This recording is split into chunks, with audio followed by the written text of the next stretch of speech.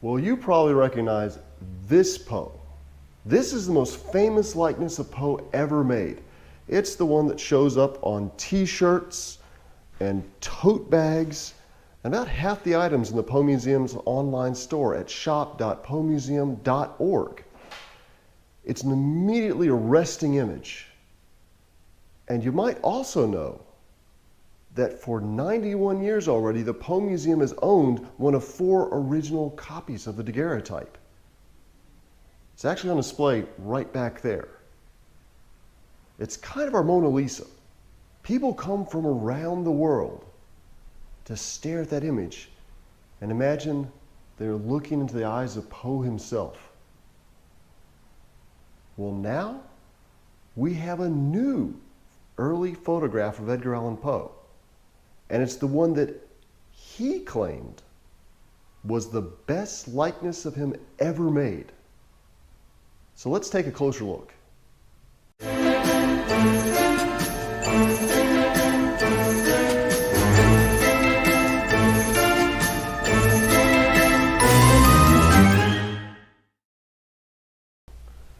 So here it is, right there. This is a tiny ambrotype copied from a daguerreotype taken on November 13th, 1848. Now, the daguerreotype that you all know was taken on November 9th of the same year. So what's the difference? Well, in this earlier one, Poe is miserable. His last book, Eureka, was a flop. He was depressed. And his proposals to the Providence, Rhode Island poet Sarah Helen Whitman had just been rejected multiple times. He was about to end it all, so he overdosed on laudanum, a mixture of opium and alcohol, which he threw up. That was 4 days before this little picture was taken. It's the worst likeness of Poe ever made, but that's the one everybody loves. In fact, Sarah Helen Whitman had multiple reproductions made of it. She thought it was marvelous. Wonderful likeness.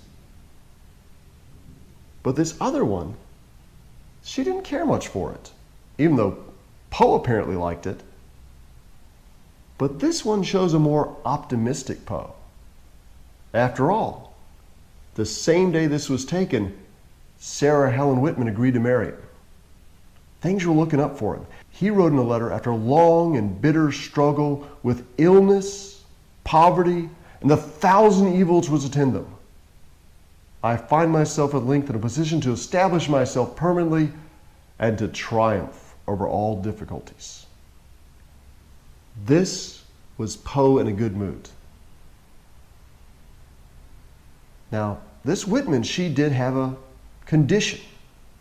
She agreed to marry Poe if he pledged never to touch alcohol again. So the engagement only lasted for 1 month. And when her mother forced him out of her house, that was the last she ever saw of him alive. Of course, she still claimed that she heard from him after his death. In fact, that he even inscribed 3 spiritual letters to her. But she never saw his ghost again. And Sarah Helen Whitman went on to publish volumes of poetry, including poems in memory of her beloved Edgar Poe.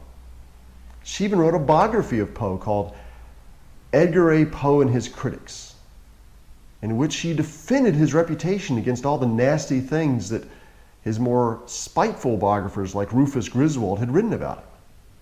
But this little picture, she kept with her almost until the end, rarely showing it to people. Meanwhile, telling everyone about this one. Now, when was the Poe Museum's copy made? Well, first of all, it's an ambrotype. It's a photograph on glass. This is a technique that was only popular for about a decade, so we can narrow it down to sometime between 1855 and 1865. Now let's look at the case, because just like fashions change in clothing, fashions change in the kind of cases they use for these, and the case dates to probably around 1865. This little metal piece here, the mat, that goes around the picture, that is a style that is manufactured by Holmes, Booth, and Hayden around 1865.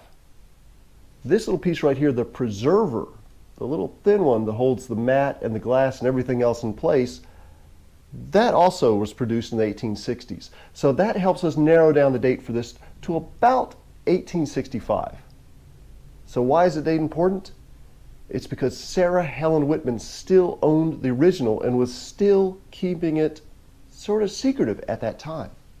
We don't know of any other copies of it that she allowed to be produced before about 1870. So why'd she make this copy? Well, the person who sold it to us said that it was actually passed down through the Poe family.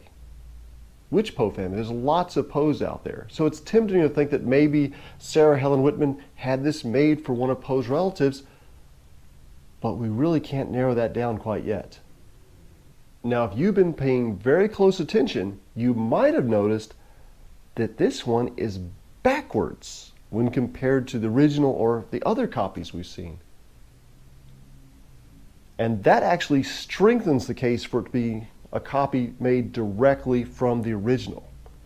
You see, with the daguerreotype, the image isn't saved on a negative. They used to take the image and preserve it directly on a light-sensitive silver-plated piece of copper.